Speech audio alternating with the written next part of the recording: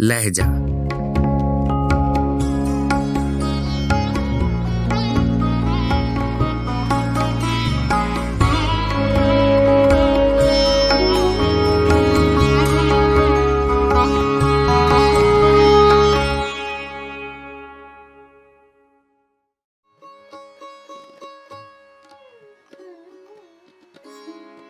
गजल जानिसार अख्तर, आवाज़ व पेशकश राहिल फारूक।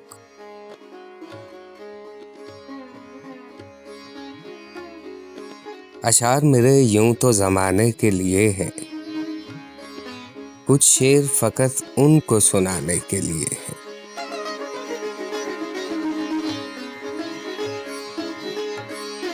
अब ये भी नहीं ठीक कि हर दर्द मिटा दें, कुछ दर्द कलेजे से लगाने के लिए है।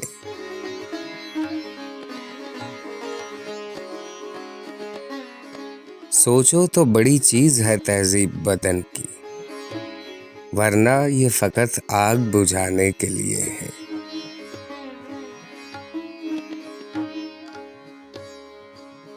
आंखों में जो भर लोगे तो कांटों से चुभेंगे, ये ख्वाब तो पलकों पे सजाने के लिए है।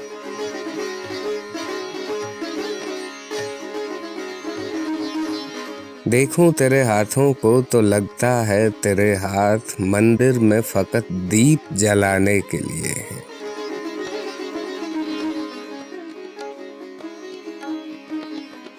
ये इल्म का सौदा, ये रिसाले, ये किताबें एक शख्स की यादों को भुलाने के लिए है।